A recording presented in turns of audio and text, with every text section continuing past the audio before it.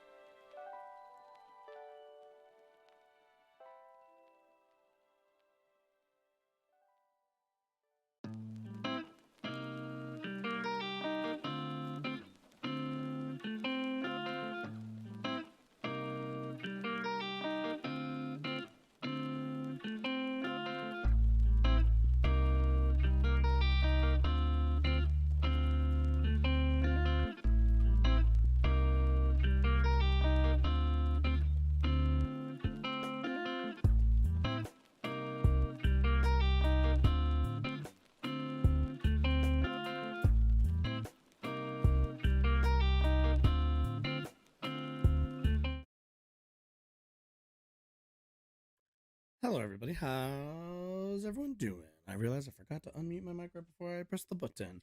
All right. My things seem so low. That feels a bit better. Sometimes the screens, they move screen. Anyway, let's do the intro really quickly. Good morning, good afternoon, good evening, whenever you might be watching this.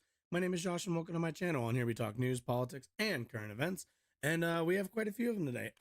So I have not paid attention to this OceanGate story, I think, almost at all. Mainly because it wasn't that interesting, but some new details have come up about it and about its safety standards. And I think more than anything, that's the part that I'm interested in talking about. Mostly the blasé nature of wealthy owners in terms of the safety of their employees and the safety of others for, in the pursuit of the big bucks.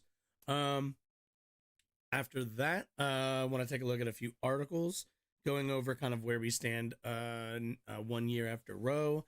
Roe v. Wade has been nuked. Then there's a report out. Let's see, where was it?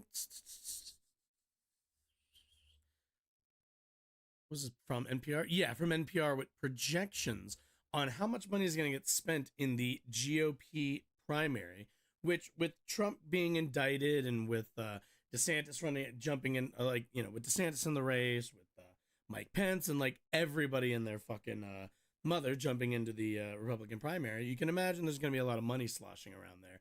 So kind of want to just take a look at that. Talk quickly about the way we fund our elections, which is not good. And then Clarence Thomas, Supreme Court Justice, friend to billionaire Harlan Crow, he's got a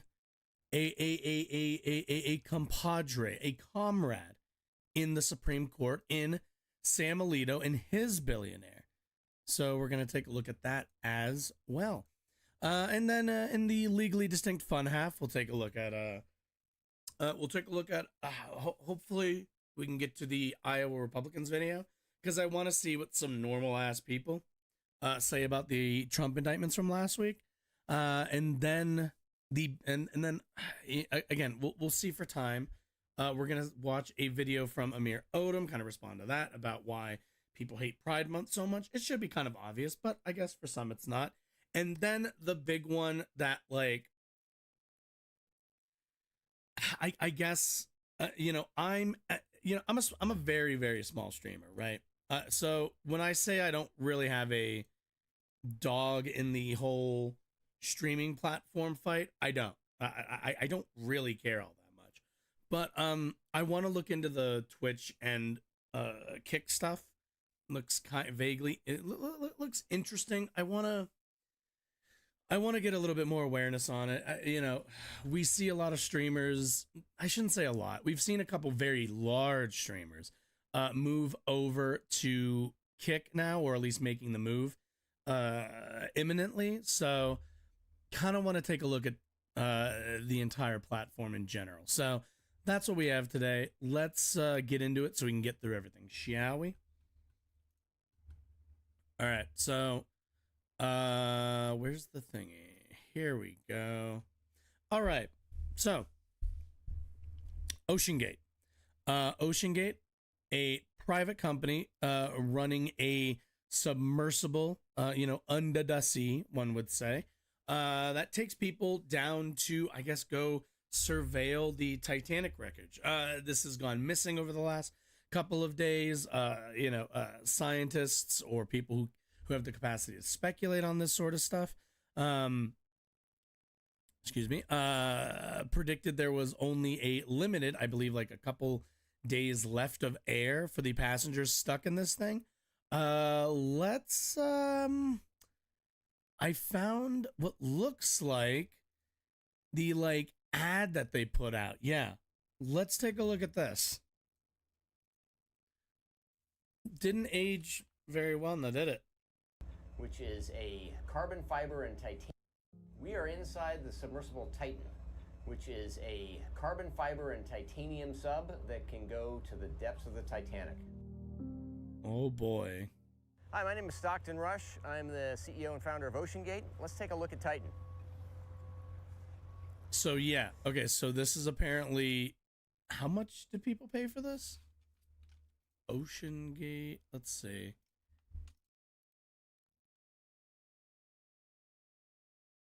So we're coming into the sub. This is the only toilet available on a deep diving submersible. Best seat in the house. You can look out the viewport. We put a privacy screen in, turn up the music, and it's very popular. What the fuck is this? We have our control screen here, our sonar screen here, and we can put any image we want in the back. We've taken a completely new approach. $250,000 to get on this thing. And like, there isn't anything to fucking sit on. You just sit on the fucking ground.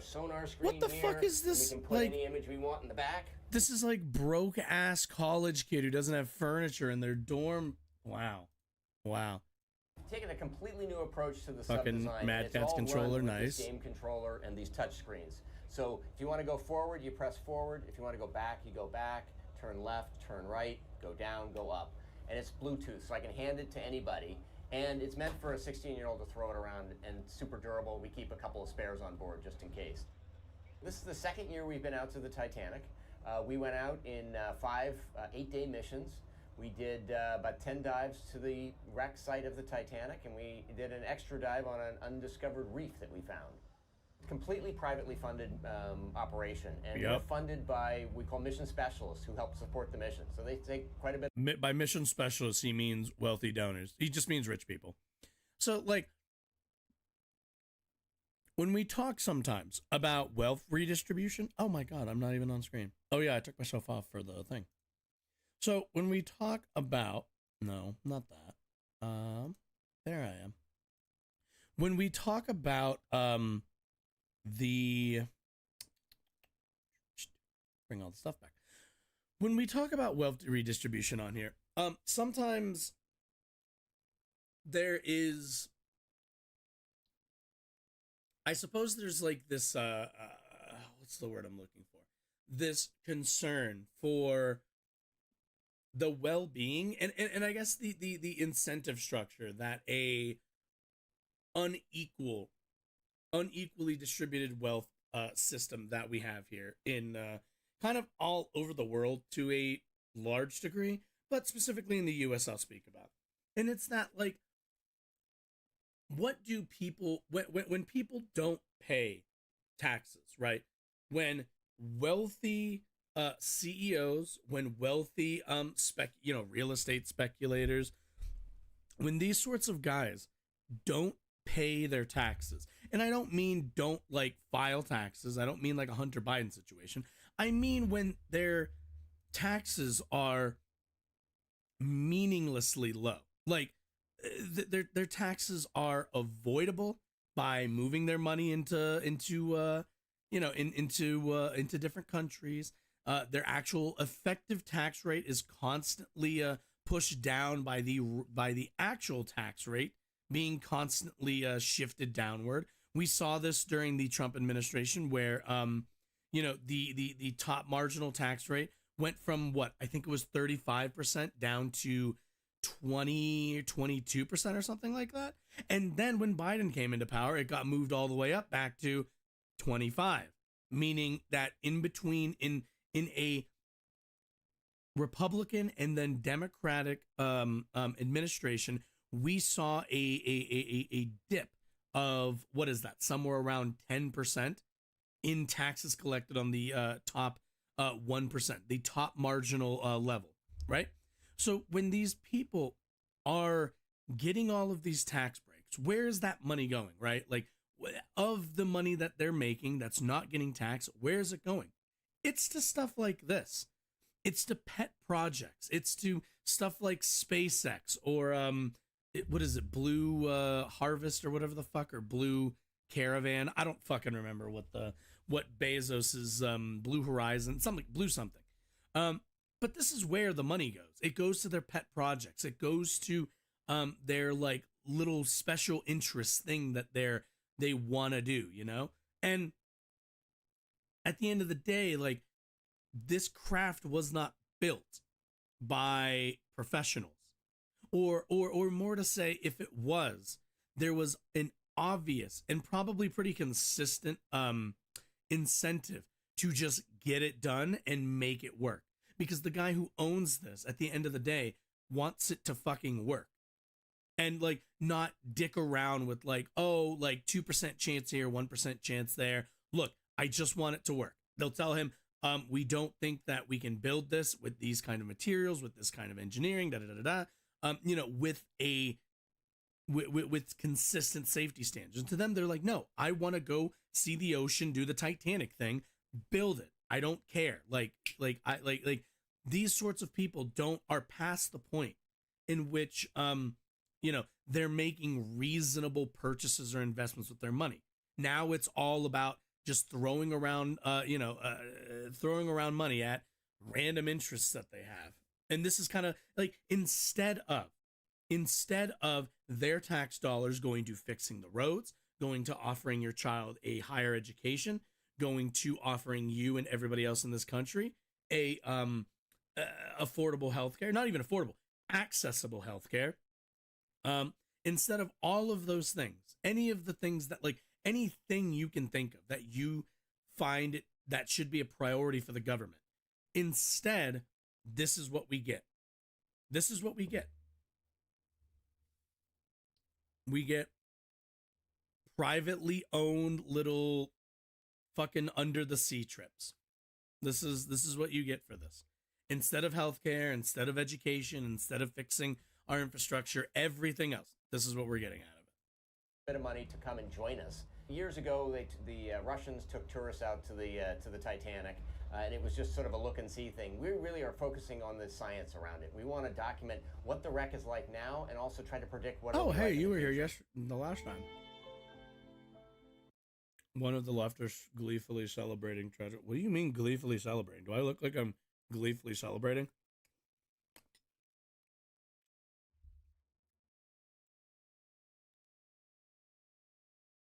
I'm literally highlighting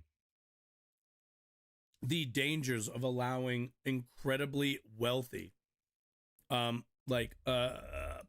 business owners who pay less in taxes, because then they can fund these little pet projects, which lead to people's deaths. That's my whole point. This is emblematic of where our tax dollars, instead of going to us and to the rest of the country, this is where they go. For somebody to build their little personal submersible, charge like $250,000? Like $250,000 for some other rich people to go on, so that it can fail and end up getting them killed. Like, fucking sucks. It's awful. Majority of the left is having a collective orgasm on Twitter over it. Hence why I asked. Well, I'm not the majority of the left. I also feel like that's a bit of a mischaracterization, but it's not my take. This isn't good. Like, are there going to be people who are like, do I have any doubt that there are people on Twitter who will see this and go, a bunch of rich people die taking some dumb fuck rich person's shitty submersible to the ocean? Yeah, rip bozo. Are there people who are, do I have any doubt people are saying that? Absolutely. People are kind of spiteful sometimes, but like, that's not, like, to me, the important part of this.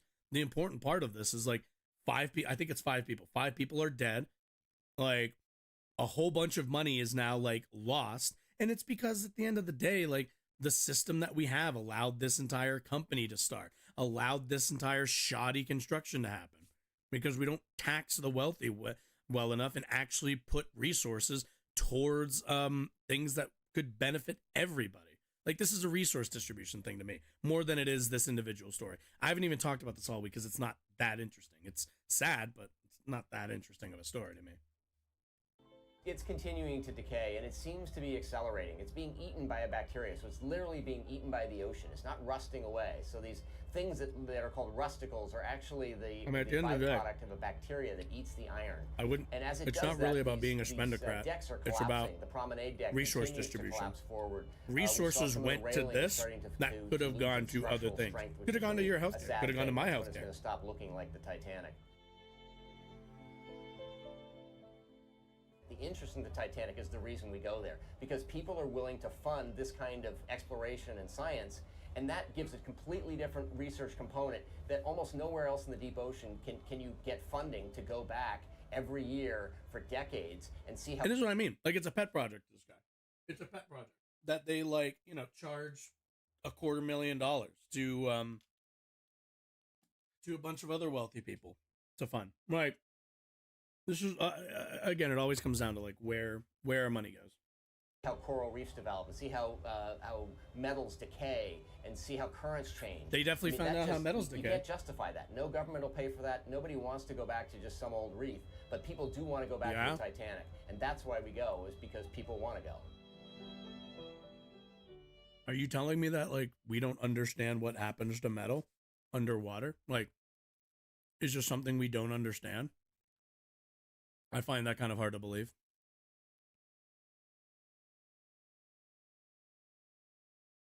But yeah.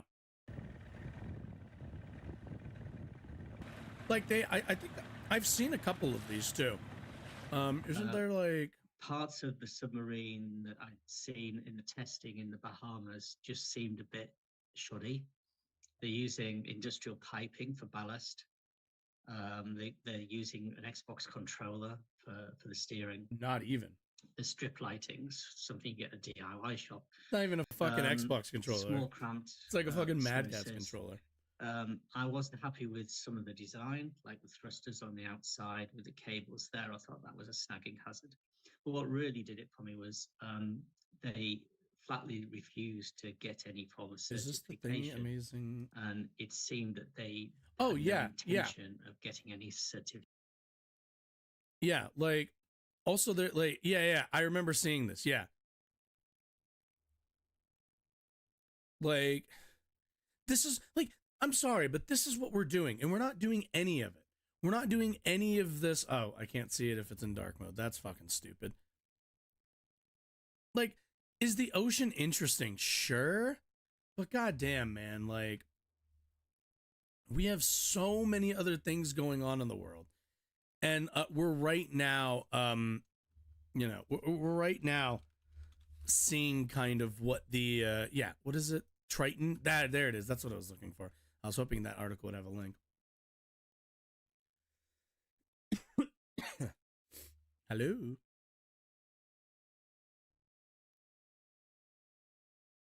Was it a Logitech? Is a step above that at least.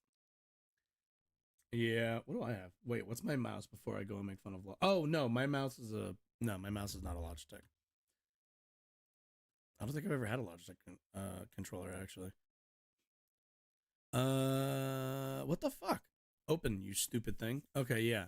Yeah, like, what is $2 million for, like, I don't, like, somebody, how much money went into making one of these things? Into, like, all the R&D and everything else to make one of these things. And we live in such a fucking, we live, you know what we live in? We live in fucking GTA Online. Like, this is, I feel like I'm scrolling down the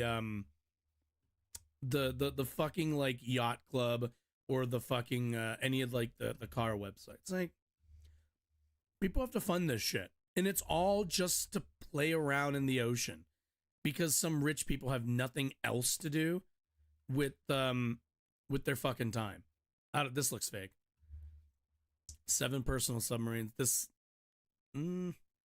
like, if you had asked me like a year ago if these even exist, I'd say probably not. These all look like concepts, which I still think a bunch of these probably are. But yeah, like, when we're not collecting taxes from the CEOs of these companies, from the people who, like, run these, who open these businesses, this is what they do with their money.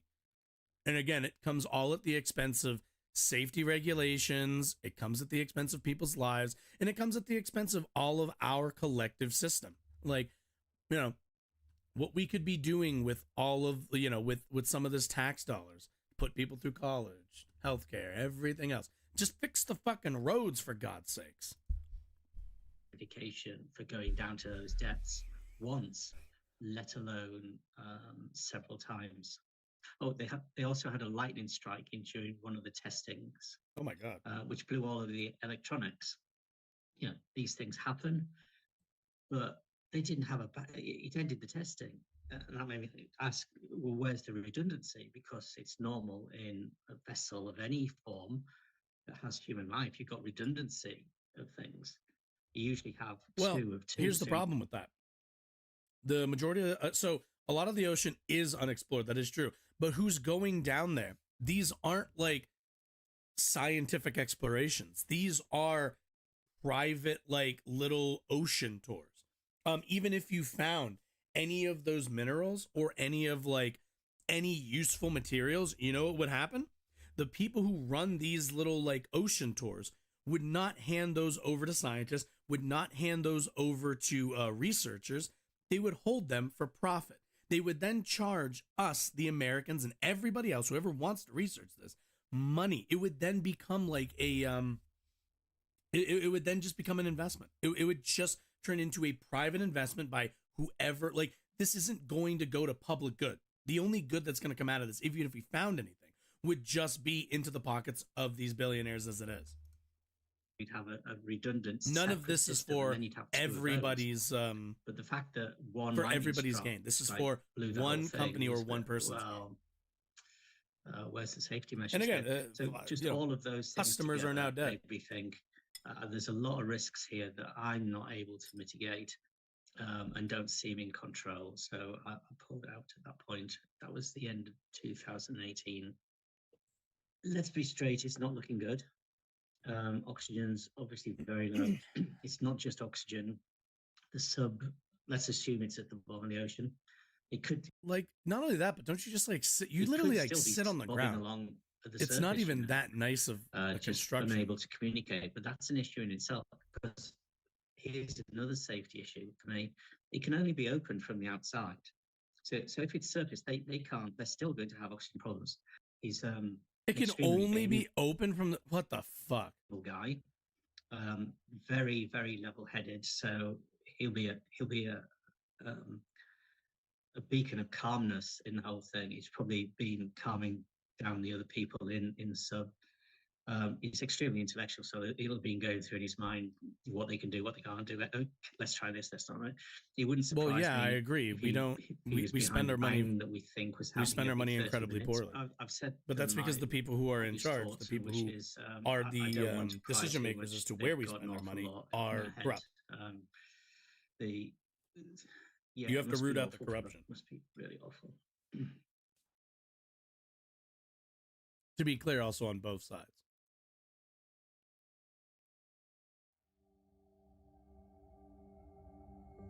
From the government, and I know it's an old meme, but that's like there's a reason why that became like a line for Ronald Reagan, and it's all just Republican Party campaigning. Like, that's been their campaign strategy, is to weaken the ability for the federal government specifically to get anything done. It's why we have a gridlock also in Congress. At the end of the day, the whole like, I'm from the government, I'm here to help. Do you say that to the police? Do you say that to the firefighters? Do you say that to the military? Like, at the end of the day, you can like complain about the IRS because they collect our taxes and they make sure that like everyone's paying their taxes, and it's a bit stressful to get letters from them. But at the end of the day, without the IRS, without a body to investigate and make sure that wealthy people are paying their taxes, then we'd be kind of fucked. For every dollar you spend on the IRS, you get $7 back. So, I mean, the IRS is a great investment. It's just, unfortunately, what we're talking about is resource distribution, which we have shit resource distribution, which is my entire point.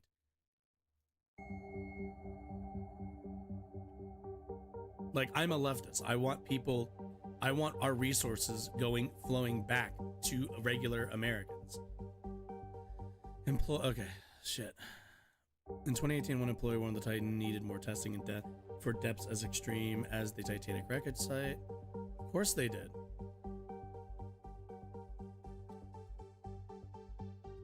Stockton Rush insisted the vessel was experimental but safe. Yeah, of course he did. Seafaring vessels get classed to ensure they meet safety standards, but OceanGate did not have the Titan class to avoid a long yep. Shocker there. Experts say the company evaded security. Yeah, no shit. Previous OceanGate consultant Rob McCallum left the company. Continue to search for the submersible.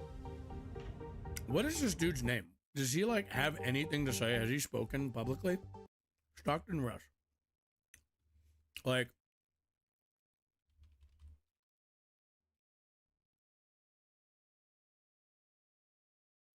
said he was worried.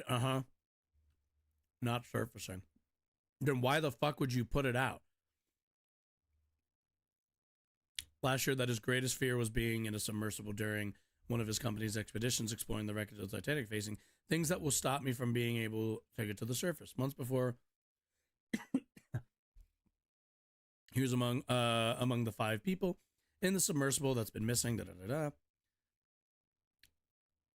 But when asked by CBS News correspondent David Dangers, what I worry about are things that will stop me being overhangs, fishnets, and tangled hazards.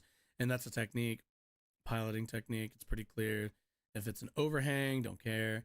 Same interview, Russ, the co-founder of the private research and tourism company that has conducted more than a dozen underwater expeditions since 2010, and that while the appropriate safety measures were being taken in OceanGate, there's a limit to his safety concerns. Absolutely. It's called the bottom line. Because the amount of money it would take to actually pass a safety standards review would probably outpace the money that they can make. I mean, if you just want to be safe, don't get out of bed. Don't get in your car. Don't do anything. At some point, you're going to take some risk, and it really is a risk reward. Okay. Let me adjust my stance here. This is tragic, except in the case of this guy. Fuck this guy. I have no sympathy for this guy. Built a shitty ship and took the L. I think that's fair. It's only unfortunate that he took 5 other lives with him.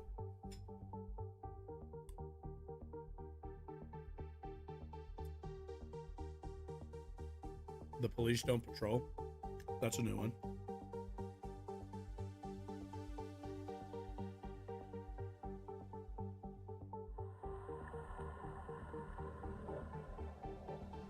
Well, what you're arguing, okay. You're misunderstanding. What you're arguing about is that we have bad resource distribution because we have misaligned priorities. Like that's the actual problem. What you're arguing about is that like these institutions are invaluable regardless of what you do to them. Like every one of these institutions, the military, the police, all of them are all funded by our tax dollars and are dictated by our will. Now, they're not right now because we have a incredibly corrupt election system and a incredibly corrupt political system. But like, we can change that. There's a lot that has to happen, but like, we can change a lot of that. That is up to our, what the fuck? Cats. That is up to, that is like, what's the word? Up to us. We need to vote better people in. No more spending until, wait. If we stop spending things, you do realize like no more spending money would be like, we just wouldn't have police. We wouldn't have fire. We wouldn't have any of this stuff. Like this stuff does need funding. A lot of things in the government need funding for like basic services to work. Like the fucking UPS, or not UPS, USPS. You need USPS or people just don't get mail. That is a place where mail is offered to literally everybody, regardless of where they are in the country. At as far as I'm aware, a cost. So no additional spending. I mean, there are places wouldn't you say that like the better places that we spend our money are departments with higher ROIs? That's why I mentioned the IRS earlier. For every dollar you spend in the military, you don't get anything back. That's money that's just gone. At the very least, the IRS is a department where you're making a decent amount of your money back. All right. Actually, let's, since we're talking about it, let's read this article from NPR.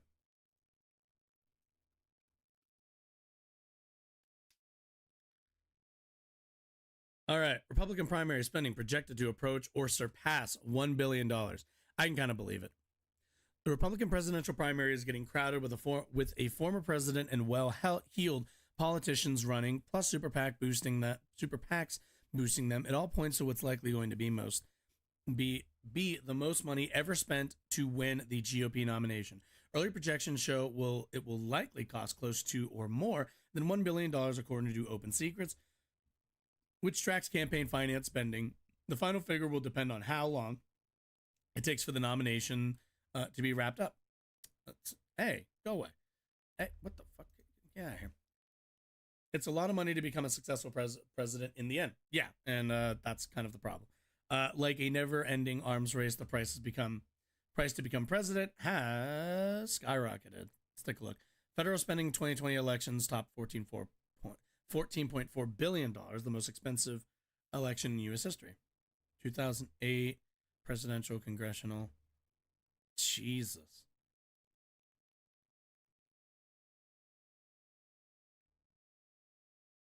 Holy shit. Wow, that's a huge number for congressional spending. Sheesh.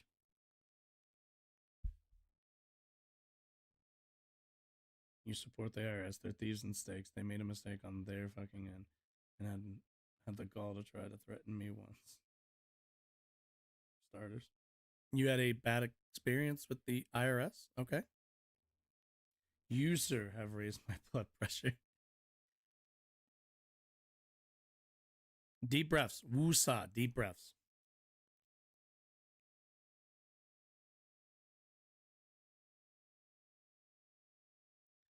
In 2020, almost $6 billion was spent on the presidential race alone, roughly 4 times what it cost 2 decades ago.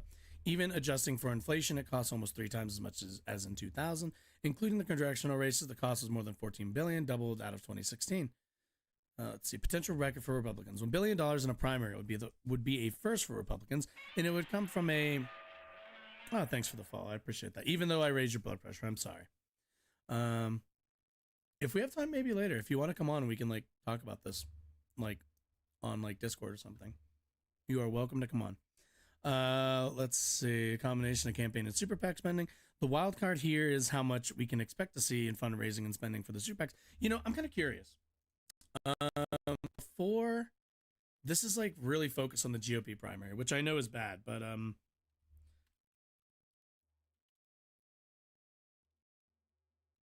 let's see. Who spends more money on elections? Let's see. Democrats, candidates, and party committees outraged GOP counterparts. That's what I kind of figured. Spent on elections.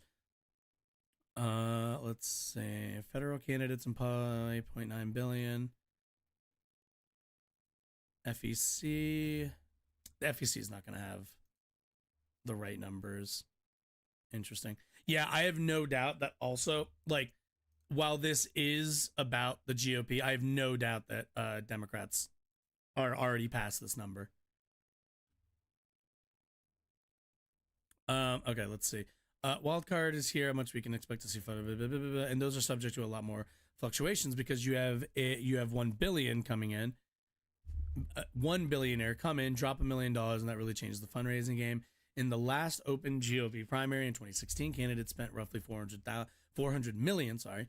Following closely by super PACs at $768 million in total primary spending.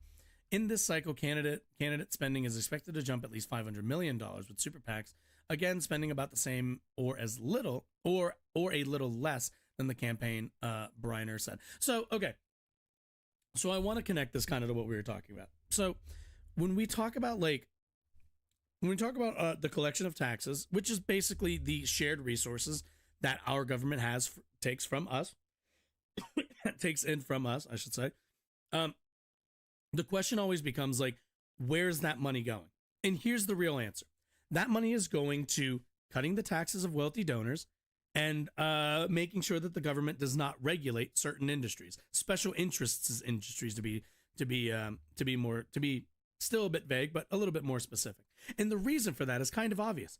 This is how we fund our elections. This is the way that people get elected for office. So when somebody asks you, like, oh, after these donors, after these wealthy donors, after these super PACs funded by, like, the same people who want to give them all money,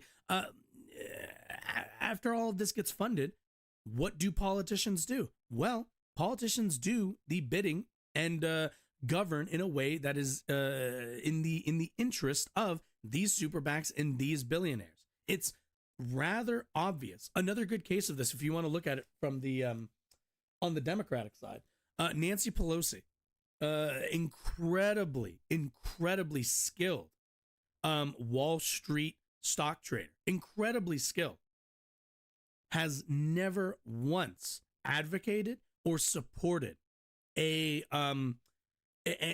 bill, which actually did come up, I think, in the last session, to ban the private trading of stocks by House members. Why is that? Because that's where she makes her money. And it's the same exact thing on for other politicians. It might not be stocks for them, but certainly it's going to be oil industry executives. Certainly it's going to be firearm manufacturers. Like, at the end of the day, these are the groups. These are the people where, like, when we think about, like, where our incentives draw us to, what decisions do they draw us to? This is why. Like, this is the place, to their interests, to these billionaire, millionaire interests, because they want lower taxes, they want less regulation. That's what the Republican Party has been for what? Maybe the last 40-ish years, one would say. Certainly since Reagan. So, I mean, this is where the money goes. It flows to Republicans, and again, not that it flows to Democrats. We're just speaking specifically, these are numbers for the GOP. But, like, it flows to politicians, and then politicians don't regulate. They don't raise taxes on certain individuals. This is how it goes. And all the meanwhile, while we're not collecting taxes, while we're not funding public projects, what do we get? We get stuff like that stupid submersible from earlier, instead of healthcare, instead of education for everybody, instead of kind of basic things that other countries have already done.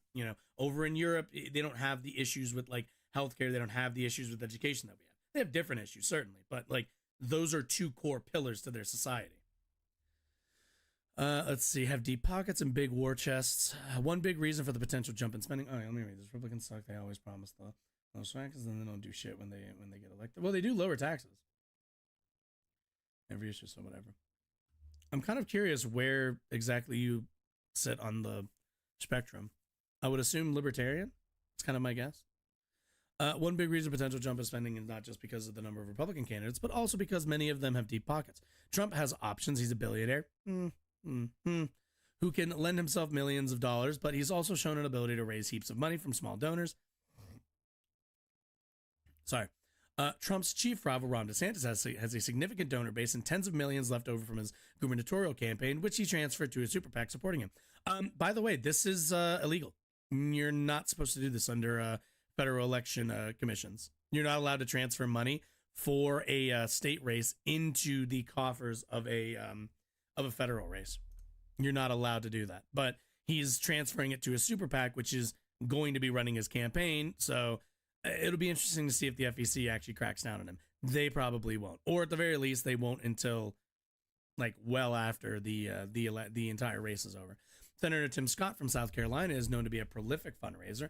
At the end of 2022, he had more than $20 million cash on hand left over from his Senate races. He's already spent $4.6 million just on ads, according to data compiled by the ad tracking firm Ad Impact and shared with NPR. No one is quite sure how much North Dakota Governor Doug Burgum is willing to spend, but he's got it if he wants to use it.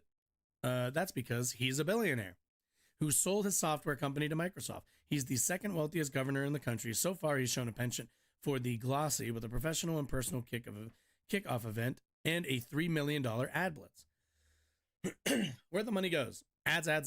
It's still the most expensive part of campaigning, whether it's on TV, which is still the lion's share of the overall cost, or on digital and social media, which have been on the rise. These candidates have to be everywhere. But how the money gets there is notable. The biggest sort of elephant. Oh, and when we say ads, you know who that is? That's like, buying ad space on CNN. That's buying ad space on Fox News. And then those, those corps make a little bit of kickback from the ad money that they're going to be making from those campaigns. So that's always fun too. It's rather cyclical. The way all of the election money gets sloshed around and eventually ends up back in the same pockets. The biggest sort of elephant in the room by far is that they spend money on advertising, and they do that by paying media consultants to buy the advertising for them. So in other words, candidates don't pay the money directly to TV stations, but they hire media firms and designs to place the ads. Yeah. It eventually always makes it back to them anyway. So in other words, as Berner notes, 60% of campaign fundraising, Super PAC fundraising goes to media firms, and that's far and away the biggest place that the money goes. Which also the fucking media firms are also usually owned by like the same people. It's all like, what's it called? It's all pretty tied together system. The other biggie is staff. It takes a lot of people to run a professional presidential campaign, and there's also quite the industry around campaign consulting, many of whom are real professionals who run campaigns and also lost them. But dude, fucking campaign consultants are such fucking trash. Some others look for wealthy candidates to convince to run, even if they don't have much of a shot. Yeah, max people can give has gone up structurally. There's another reason more money is likely to be spent in the campaign, and that's because the maximum amount people are allowed to give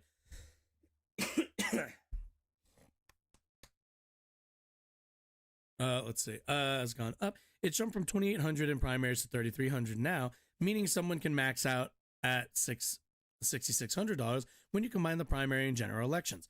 That's a pretty big increase. So if you just expect the spending to increase by the fact that people have the ability to give more to candidates, which is still the primary way money enters, you would still expect to see pretty major increases in spending.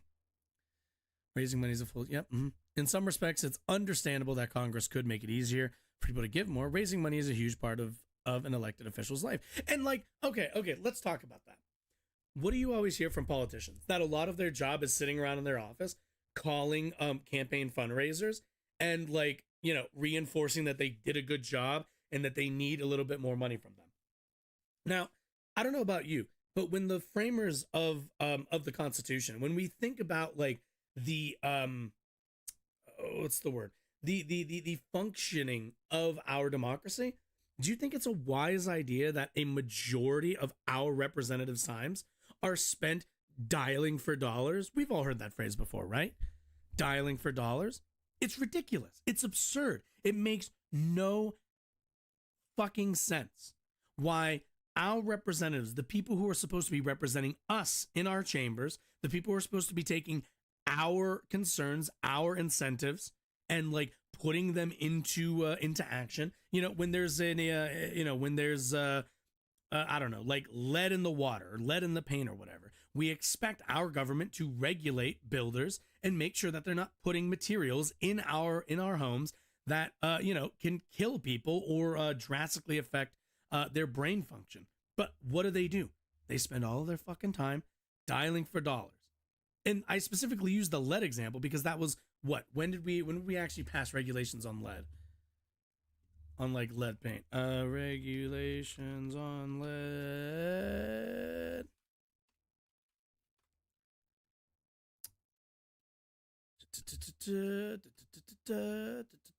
No, I just want when. Nope.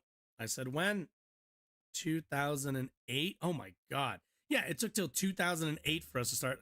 God, wait. Function occupied facility was built before 1978. All surfaces affected by the renovations covered in the Does all paint before 1978 have lead? Oh no, it was in the 70s. Okay. The older your home, the more likely. For example, 87% of homes built in 1940 Lead paste, 24% homes built in. Yeah, lovely, right? And like, this is something that your government should be doing. And it was something that we did do. But, you know, these days, how gridlocked is fucking Congress? Almost nothing ever gets fucking done. The only thing that does get done is they beg billionaires and millionaires for money for their campaign so that they can stay in power to continue to do what? Nothing. Like, nothing. Absolutely fuck all. It's pretty common critique levied against candidates who currently hold office. Theoretically, you're also supposed to actually legislate, or running your state and what have you. But I think it's a full-time job by far. Oh, cool, nice. Okay, that's what I thought. Oh yeah, like 2020. Yeah, I can believe it. Democratic candidates groups spend $8.4 billion compared to 5.3 in Republicans. Democrats spending. All right, Democrats blew through that $1 billion spending figure in their 2020 primary, mainly because of the billionaires who ran, especially one in particular. Former New York Mayor Michael Bloomberg spent $1.1 billion, almost all of his own money, with very little to show for it. Bloomberg, in fact, was the top spender of all campaigns in the entire 2020 cycle, including Joe Biden and Donald Trump's general election campaigns. Tom Steyer, the venture capitalist and climate activist, spent $353 million on his Democratic primary bid. More than $300 million was from his personal fortune, and that was the fourth most of any campaign behind Bloomberg, Biden, and Trump. What's more, Democrats top $1 billion just in advertising, according to Ad Impact. Yet, Democrats spend so much fucking money on ads, dude. Biden is unlikely to face much of a primary, but that means he is going to be able to hoard his money for the general election. And we know he's already looking ahead.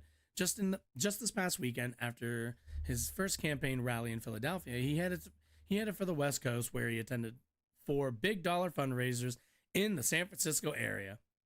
And keep in mind, these are the people who like have the number of the president. Like, you and I might vote for Biden, might vote for Trump, whoever you're going to vote for. You are never going to impact or have any impact on their decision making the way that these millionaires and billionaires are. At the end of the day, they go to these like high dollar fundraisers and they yuck it up with a bunch of like rich people. And, you know, those rich people, you know, trade contacts, you know, they get to know somebody in the administration. So when something happens that's against their against their interests, then they can make a call to the White House. They can make a call to an aide. They can make a call to somebody to get into the ear of the president, whoever that might be between these two old fucks, and tell them, hey, it'd be really cool if you didn't do that. If you totally let me pollute the water supply next to my plant or whatever. But combined with super PACs, Democrats far outpace Republicans. And when it comes to outside Democratic donors, well, there's one big one whose name has become entwined with false conspiracies on the right because of how much money he spends on progressive causes. George Soros. Yeah, 92.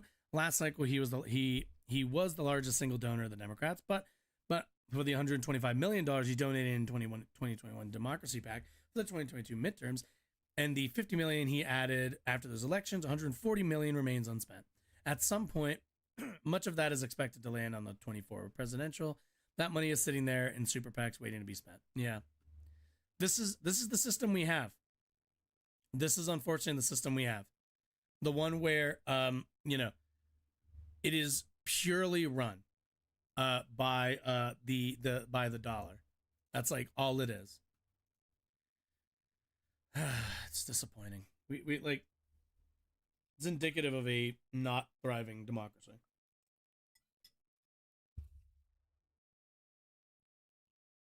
The fuck? Severe thunderstorm warning in the affected area, 3:45. Destructive baseball-sized hail. Well, that's not fun. I might have to end stream early. Take a break and go protect my car. Baseball? That's fucking huge.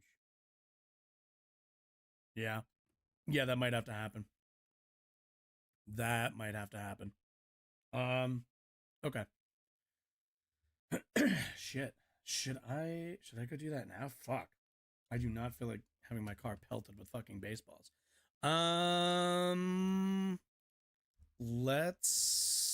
Fuck. That's not good. Yeah. Here in Colorado, we've been getting like bombarded with what's it called?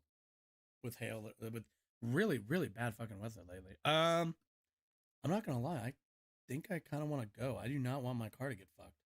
That is not something I want. Okay. Shit. I want to go over this stuff. Maybe we'll do this Sunday. Okay, that's what I'm thinking. Okay. So, because life is life and I do not want to spend more money on my car, here's what's gonna happen. I'm gonna end stream. Fuck is this now? Fuck is this? Yeah, download you stupid thing. Right. Mm-hmm. Mm-hmm.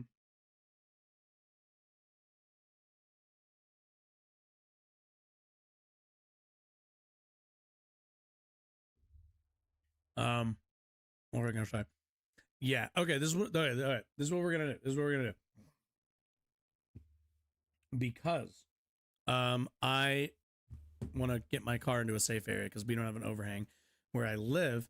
I'm gonna save all of this stuff, and we are going to meet back on Sunday. I don't have a time yet, but we will do that Sunday, I think. Just because I have the whole day, we can spend as much time as we need to on some of these stories. But like I said, I don't feel like having my car assaulted with fucking baseball sized hail. So yeah, okay. See everybody Sunday. Sega's what is it? Sega, is that Sega Saturn? Sega Saturn Enjoyer? I think that's what it is. God, I hate that there's no spaces. My fucking dyslexia kicks in so much.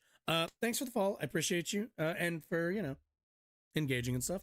I'll see everybody Sunday. We'll do this Sunday. Like I said, just I'm not rich. I don't have the money to, fix my car for that kind of damage, but I'll see you all later. Bye-bye.